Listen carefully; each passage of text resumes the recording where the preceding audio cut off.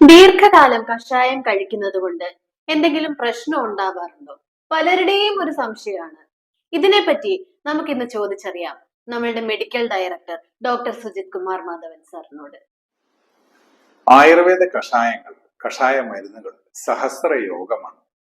ഇത് 5000കണക്കിന് വർഷം മനുഷ്യരിൽ ഉപയോഗിച്ച് വന്നിട്ടുള്ളതാണ്. അതുകൊണ്ട് തന്നെ ഇതിന്റെ ഗുണവും ദോഷവും നന്നായിട്ട് സമൂഹത്തിൽ തെളിയിക്കപ്പെട്ടതാണ്. ആയുർവേദ കഷായങ്ങളിൽ മറ്റ് ആന്റിബയോ തത്വങ്ങളെ പോലെ ഇല്ലെങ്കിൽ രാസതത്വങ്ങളെ പോലെ ഒരു ആന്റിബയോ തത്വങ്ങളുമില്ല. പക്ഷെ ഇവയെല്ലാം പോസിറ്റീവ് ബയോ തത്വങ്ങളാണ്. അങ്ങനെയാണ് കഷായ ഔഷധ നിർമ്മാണം സംഭവിക്കുന്നത്. ലോ ഓഫ് മാസ് ആക്ഷൻ പ്രകാരമാണ് ആയുർവേദ കഷായങ്ങളും പ്രവർത്തിക്കുന്നത്. അതുകൊണ്ട് തന്നെ ചില രോഗങ്ങളിൽ, ഇപ്പൊ നമുക്കറിയാം രോഗങ്ങൾ അക്യൂട്ടാണ്, അതേസമയത്ത് ക്രോണിക് ആവാം. ക്രോണിക് എന്നാൽ ചിരകാരിയാണ്, അതായത് ദീർഘകാലം നിൽക്കുന്ന രോഗങ്ങളാണ്.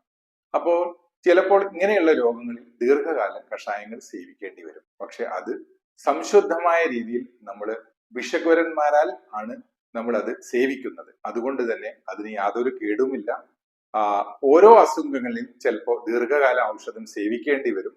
പക്ഷെ പോസിറ്റീവ് ബയോ മെഡിസിൻസ് ആയതുകൊണ്ട് തന്നെ ഇവ വളരെ സേഫ് ആണ്. ഓരോ കഷായവും ഒരു സിംഗിൾ ഡ്രഗ് പോലെയല്ല ആക്ട് ചെയ്യുന്നത്, ഇല്ലെങ്കിൽ ഒരു സിംഗിൾ ആക്റ്റീവ് പ്രിൻസിപ്പൾ പോലെയല്ല ആക്ട് ചെയ്യുന്നത് എന്നാണ് ആധുനിക ആയുർവേദ ബയോളജി നൽകുന്ന സന്ദേശം. അതുകൊണ്ട് തന്നെ ആയുർവേദ കഷായ മരുന്നുകളുടെ ഉപയുക്തി ഇനിയും വരുന്ന യുഗങ്ങളിൽ വർദ്ധിക്കാനിരിക്കുകയാണ്. ഇതാണ് കൃത്യമായ സന്ദേശം.